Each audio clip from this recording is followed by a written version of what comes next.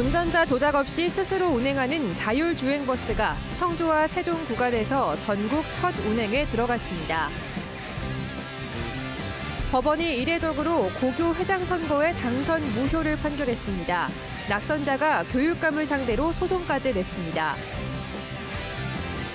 정부가 민간단체를 전수조사하겠다며 회원 주소와 연락처까지 요구하고 나섰습니다. 민간단체들은 저희가 뭐냐며 반발하고 있습니다. 충청북도가 세계적인 자동차 테슬라의 아시아 공장 유치에 도전장을 냈습니다. CEO 한마디에 전국이 유치 경쟁에 나섰습니다. 네, 시청자 여러분 안녕하십니까? 계속해서 MBC 뉴스투데이 충북입니다. 운전자의 조작 없이 스스로 달리고 멈추는 자율주행 버스가 청주와 세종 구간에서 여객 운송을 시작했습니다. 시도를 넘나드는 BRT 간선 급행버스로는 전국 최초 운행인데요. 석 달 동안 무료로 운행한 뒤 상용화될 예정인데 신청만 하면 누구나 타볼 수 있습니다. 정재영 기자의 보도입니다. 승객을 태우고 오송역을 출발한 BRT 버스. 전용 차로에 들어서자 운전자가 운전대에서 손을 놓습니다. 자율주행을 시작합니다. 가속 페달이나 제동 장치, 어느 것 하나 조작하지 않지만 버스가 스스로 규정 속도를 지키며 노선대로 주행합니다. 신호등이 있는 시내 구간. 정지, 주행 신호를 알아서 지키며 달리더니 정류장에 도착하자 자동으로 멈춰섭니다. 운전자의 역할은 출입문 개폐뿐입니다. 청주 오송역에서 세종 시외버스 터미널까지 여객 운송을 시작한 전국 최초의 BRT 전용 자율주행 버스입니다. 자율주행 버스가 먼 미래라고 생각을 했지만 이것을 타고 나니까 사람들이 거부감 없이 탈 수 있을 정도로 많이 발전했다라고 생각을 했습니다. 국토교통부와 충청북도, 세종시가 함께 추진한 충청권 자율주행 상용화지구 조성 사업의 하나로 비상시에만 운전자가 개입하는 레벨 3 수준의 기술이 탑재됐습니다. 첨단 장비들이 차량 주변 탐지와 사물 식별, 신호 인지 등 사람을 대신하는데 지난 석 달 동안 유인 시승과 안전 점검도 마쳤습니다. 탑재되는 라이다랑 레이더, 영상 카메라에 써서 사람의 눈의 역할을 하고 있고요. 영상 카메라를 통해서 신호등을 직접 인지를 하고 있습니다. 향후에는 CITS 연동을 통해서 신호 정보도 받으면은 레벨 4 이상의 수준으로 달성을 할 수 있을 것 같습니다. 자율주행 BRT 버스는 앞으로 석 달 정도 오송역에서 세종 버스터미널 구간 8개 정류장을 오가며 무료로 승객을 실어 나를 예정입니다. 이상 상황과 승하차 보조를 위해 항상 운전자와 안전요원도 동승합니다. 이후 유료로 전환해 상용화할 예정인데 내년엔 대전 반석역, 내후년엔 청주공항, 2025년엔 공주역과 천안 아산역까지 노선을 확대할 계획입니다. 청주공항까지 확대가 예정되고 있는데 앞으로 도에서는 오창을 포함한 각 지역이 이 본 노선에 포함될 수 있도록 적극적으로 추진할 예정입니다. 무료 운행 기간엔 충청북도 누리집이나 정류장 안내문에 있는 QR코드를 통해 미리 신청해야 탈 수 있지만 탑승 직전에 해도 무방합니다. MBC 뉴스 정재영입니다. 행정안전부는 최근 전국 15,000여 개 시민단체에 개인 연락처와 주소 등을 포함한 회원 명부를 요구하는 전수조사를 시작했습니다. 정부는 단체 실제 운영 여부 등을 확인하려 하고 시민단체는 이에 반발하며 과도한 개인정보 요구라고 주장하고 나섰습니다. 김은초 기자의 보도입니다. 이달 충청북도가 도내 504개 시민단체에 보낸 공문입니다. 비영리 민간단체 현황을 정비한다며 증빙 자료를 제출하라는데 여기엔 회원 명부까지 포함됐습니다. 명부 서식에는 회원 이름과 주소, 연락처 등 개인정보까지 쓰도록 했습니다. 요건을 갖추지 않은 단체는 등록이 말소된다는 문구도 들어있습니다. 행정안전부가 전국 15,000여 개 비영리 민간단체의 운영 현황을 전수조사하겠다며 나선 겁니다. 지원 대상 단체가 실제 운영 중인지 회원 수 100명 이상 등 등록 요건을 갖췄는지 확인하는 절차라고 설명합니다. 비영리 민간단체 지원법에 의해서 등록된 단체들이 20년 동안 실체를 그냥 이렇게 조사도 안 하고 이제 방치되는 그걸 이제 좀 바로잡는다는 차원이고요. 정부가 시민단체 현황에 대한 전수조사에 나선 건 이번이 처음입니다. 시민단체들은 즉각 반발하고 나섰습니다. 과도한 개인정보 요구 즉각 중단하라! 이들은 필요 이상의 개인정보를 요구하는 저희를 의심하고 있습니다. 최근 노동조합의 부패를 막겠다며 윤석열 대통령이 노조의 회계공시 시스템 적용을 지시한 것과 비슷한 맥락으로 보고 있습니다. 활동이나 이런 것들을 위축될 수밖에 없는 거예요. 시민단체에 대한 압박 그리고 시민단체를 재갈물리게 하기 위해서인 게 아닌가. 윤석열 정부가 시민사회계를 옥죄려는 수단이 아니냐는 지적에 행안부는 지난해부터 준비한 일이었다고 해명했습니다. 또 회원 명부 서식은 그저 형식일 뿐 실제 회원인지 확인할 수 있는 정도면 충분하다고 말했습니다. 이 같은 전수조사 전에도 충북에서는 지난 3년 동안 11개 비영리 민간단체가 회원 수 100명이 안 돼 등록이 말소됐습니다. MBC 뉴스 김은초입니다. 권석창 전 국회의원이 특별 사면으로 복권됐습니다. 제천 단양을 지역구로 20대 국회의원에 당선됐던 권 전 의원은 선거법 위반 혐의로 의원직을 상실했지만 법무부가 발표한 선거사범 복권 명단에 이름을 올렸습니다. 권 전 의원은 선거구민에게 음식을 제공하고 선거운동 관련 자금을 받은 혐의 등으로 기소돼 대법원에서 징역 8개월에 집행유예 2년을 선고받았습니다. 충청북도와 강원도가 댐 주변 지역 규제 완화를 위해 공동으로 국회 토론회를 개최했습니다. 김영환 충북지사는 이 자리에서 댐 건설로 인한 혜택은 여러 지역이 보고 있는데 피해는 댐 주변 지역이 떠안고 있다면서 수전 관리와 책임을 환경부에서 지자체로 넘기도록 법 개정이 필요하다고 밝혔습니다. 이어 열린 전문가 토론회에는 환경부와 연구원 등이 참가해 제도 개선과 규제 완화 방안 등을 논의했습니다. 고등학교 학생회장 선거에서 떨어진 학생이 교육감을 상대로 민사소송을 제기해서 1심에서 승소했습니다. 학생회장 선거 때문에 법정 공방까지 벌어진 것은 이례적이지만 선거는 정해진 절차를 반드시 따라야 한다며 사법부는 학생의 손을 들어줬습니다. 자세한 내용 이승준 기자가 전해드립니다. 충주의 한 고등학교, 지난 7월 학생회장 선거에서 3명의 후보가 나선 가운데 A 후보가 절반 넘게 득표하며 당선됐습니다. 문제는 학교의 선거 규정입니다. 2번 이상 경고를 받았을 경우 후보자 등록이 무효화한다는 내용이 있습니다. 당선된 부회장은 선거에 앞서 1학년 후배에게 선거운동 도우미가 돼주면 햄버거를 사주겠다고 했습니다. 또 다른 부회장 후보를 비난하기도 했고 인스타그램에는 특정 후보를 비난하는 글도 게시됐습니다. 이 모든 게 선거 과정에서 경고 사유입니다. 그러나 지도교사는 후보들을 면담한 뒤 주의를 줬고 SNS 비방글은 학교 폭력 사안으로 처리해 실제 경고 조치를 내리진 않았습니다. 낙선자는 학교 선관위가 규정대로 경고 조치를 내리지 않았다며 교육감을 상대로 소송을 냈고 법원은 정해진 선거 규정을 제대로 지키지 않은 점을 인정해 선거 결과를 무효라고 판결했습니다. 담당 교사라도 선거 규정이 정한 절차를 따르지 않고 구두 경고에 그치거나 학교 폭력으로 처리할 수 없다는 것입니다. 또 18세 이상 학생에게 선거권이 주어지는 만큼 선거 규정의 준수와 선거 절차의 진행도 중요하다고 강조했습니다. 원고가 재선거를 원하는 입장은 전혀 아닙니다. 앞으로 그 불공정한 선거의 시정 또는 선거의 공정성을 담보하기 위한 마음으로 이건 소송을 제기한 것이고 해당 학교와 교육감은 조만간 입장을 정리해 항소 여부를 정할 방침입니다. MBC 뉴스 이승준입니다. 테슬라 최고 경영자인 일론 머스크가 한국을 최우선 투자 후보지 중 하나로 고려하고 있다고 말하면서 전국 지자체들이 일제히 테슬라 생산 기지인 기가팩토리를 유치하겠다고 나섰습니다. 전기차 배터리 기업이 몰려있는 충청북도 역시 유치에 나섰고 지금 당장 공장을 지을 수 있는 최적의 부지가 있다며 자신감을 내비쳤습니다. 김대웅 기자가 보도합니다.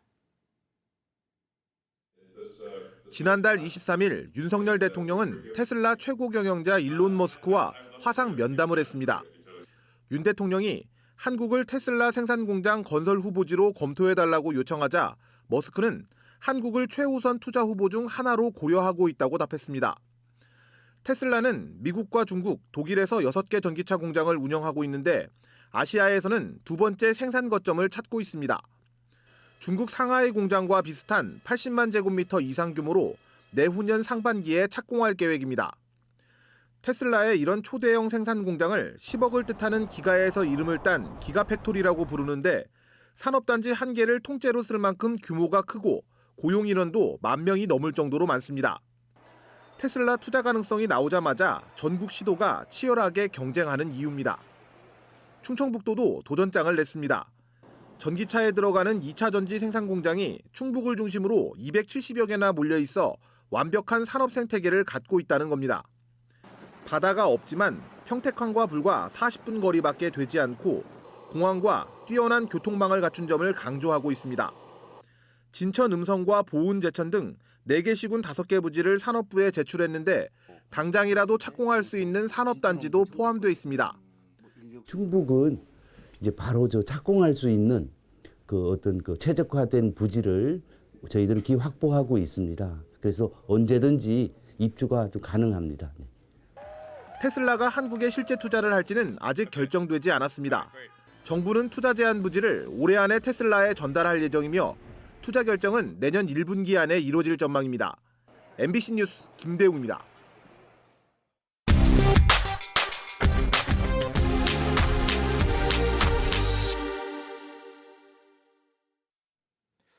올해는 전국적으로 국지성 폭우의 위력이 맹위를 떨쳤습니다. 그리고 그것은 우리 모두의 생존, 생업과 직결된 문제이기도 했죠. 기상이변과 전염병, 또 사회재난이 있었던 올해를 4가지 키워드로 짚어보는 연속기획. 오늘은 그 2번째 시간으로 한 저지대 골목가게 사장님의 이야기를 이채연 기자가 들어봤습니다. 갓 지은 밥을 옮겨 담고 고기를 썹니다. 3년 전 코로나가 터진 직후 대출금 6천만 원으로 고깃집을 열었습니다. 코로나의 긴 터널, 이제 끝나나 싶었습니다. 진짜 코로나 이렇게 길게 갈 줄 몰랐죠. 그러고 전염성이 이렇게 높은지도 몰랐고. 어떻게든 버티며 어렵게 자리를 잡아갈 때쯤 가게 전체가 물에 잠겼습니다. 그날을 잊을 수 없어 한쪽 벽면에 테이프로 표시를 해뒀습니다. 폭우가 저지대를 강타하며 물바다로 변한 건 어느 날 새벽. 전화가 사장님 가게 큰일 났다고 물에 잠겼다고 빨리 나와보라고. 나와보니까 한 발목까지 정도? 그 정도 물이 찬 거예요. 그래요. 길어야 사흘 정도 장사를 쉬겠거니 했는데 시작에 불과했습니다. 더 큰 악몽이 일주일 새 2번 더 반복됐습니다. 시간당 42.7mm의 폭우는 목숨까지 위협했습니다. 벌써 허리까지 찼더라고요. 그래서 큰일 났다. 이제는 나도 나가야 되겠다. 이렇게 만세 불러갖고 여기까지 오니까 그래서 이렇게 해서 저쪽 반대편으로 저도 피신을 했죠. 일기예보를 강박적으로 들여다보는 습관도 오래 생겼습니다. 재난은 순간이지만 복구는 너무 길었습니다. 2달 가까이 수입은 0원, 생업을 잃었습니다. 주어진 건 지자체 지원금 200만 원이 전부. 어쩔 수 없이 또 대출받아 망가진 집기를 다 바꿨습니다. 그래서 많이 울었어요, 그길은. 근데 이제 차에서 울고. 왜냐면 아까도 말했지만 너무 이제 심적으로 힘드니까. 그때는 이제 왜냐면 이게 돈이 없으니까 또. 이웃 가게도 다르지 않습니다. 어쨌든 살아야 되니까 고쳐가면서 하고 있는데 아직도 그때의 그게 아직도 여러 가지의 생각지도 않았던 일들이 너무 많더라고요. 그 사이 아예 버티지 못하고 떠난 또 다른 이웃 가게의 이야기도. 서울 반지하 주택에 살던 일가족이 폭우에 갇혀 숨진 소식도 곧 내일이 됐습니다. 철거하는 걸 해서 가는 거를 보고 마음이 되게 아팠죠. 저분들도 웬만하면 해서 다시 할 수도 있는데 못 버티고 그냥 거기서 다 철거해서 가시는 분 마음은 어떻겠어요. 그래서 점점 더 강해지고 빈발하는 기후변화의 역습. 남이 아닌 모두의 이야기가 될 수 있음을 2022년이 거듭 경고했습니다. 기후변화에 대해서 오는 거를 이제 사람이 막을 수는 없잖아요. 근데 대비는 할 수 있잖아요. 이런 약자들을 보호하기 위해서 비 피해가 다시는 안 일어나게끔. MBC 뉴스 이채연입니다.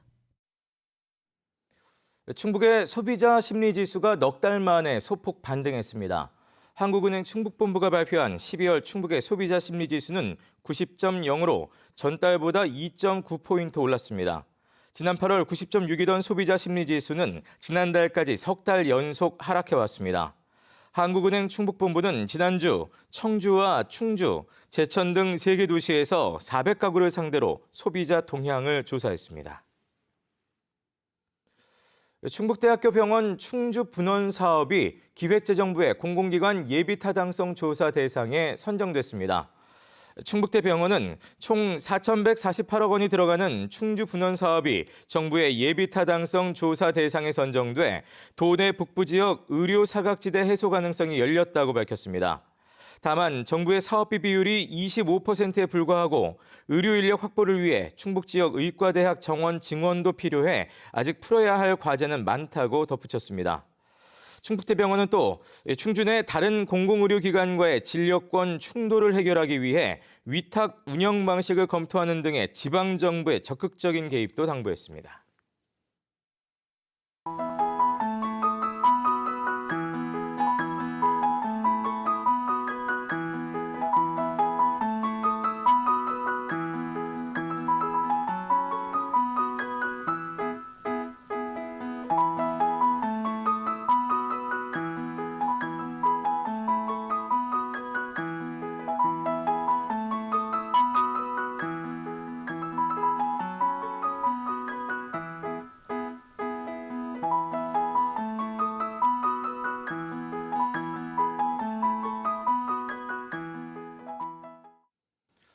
청주시의회가 임시청사 이전을 마쳤습니다. 청주시의회는 신청사 건립을 위해 현 청주시청 임시청사 맞은편 옛 KT 사옥으로 이전해 오늘부터 의회 임시청사에서 공식 업무를 시작한다고 밝혔습니다. 한편 현 청주시의회 청사는 내년 2월쯤 물리적인 철거 공사에 들어갈 예정입니다. 동네 보건지소를 공공건강증진 공간으로 전환하는 건강생활지원센터가 청주에 첫 선을 보였습니다. 청주시는 옛 용암보건지소를 리모델링해 진료 기능과 장비를 빼고 운동기구 등 건강증진 기능을 보강한 용암건강생활지원센터로 전환했습니다. 이곳에는 주민 요구에 부합되는 건강증진 장비 30종이 설치되고 재활운동과 작업치료 프로그램도 진행됩니다. 긴급 차량 우선 신호 시스템이 제천 도심에 시범 적용됩니다. 제천시는 내일 소방차와 구급차 등 긴급 차량에게 신호를 열어주는 교통신호 제어 시스템을 의림대로와 청전대로 등 도심 주요 도로에서 시범 운영합니다. 제천 지역 우선 신호 시스템은 이번 시험 운영 결과 분석 뒤 내년 2월부터 본격적으로 도입될 예정입니다. 영동군이 겨울철 에너지 절감을 위해 심야 시간 가로등을 부분 소등합니다. 영동군은 다음 달 우선 영동읍을 대상으로 심야 시간인 자정부터 새벽 5시까지 통행량과 지형 등 현지 사정을 고려해 전체 가로등 1,400여 개 가운데 35% 정도인 500여 개를 소등하기로 했습니다. 영동군은 또 시범사업 분석 이후 영동군 전역으로 적용 범위를 확대할 예정입니다. 영동군은 격등제 실시로 20% 정도 전기요금 절감을 기대하고 있습니다. 기후위기 대응을 위한 청주시의 탄소중립 녹색성장 기본조례가 제정됐습니다. 이번 조례는 온실가스 감축 목표와 계획, 위원회 구성을 비롯해 신재생 에너지 전환과 친환경차 보급, 녹색교통 활성화 등 온실가스 감축 시책과 행정, 재정적 지원 등을 담고 있습니다. 특히 오는 2050년까지 온실가스 순배출량을 제로로 한다는 탄소중립 이행 목표를 명문화했습니다. 한편 앞서 지난 9일 충주시도 충북의 첫 탄소중립 녹색성장 기본조례를 제정했습니다. 청주시의 내년도 국비 확보액이 1조 7,774억 원으로 사상 최대를 기록했습니다. 예산 항목에는 남일에서 보은구간 도로와 북일에서 남일까지 국도대체 우회도로 건설, 또 청주산업단지 소부장 지원센터와 2차 전지 소재부품 테스트베드 등이 포함됐습니다. 네, 뉴스를 마칩니다. 고맙습니다.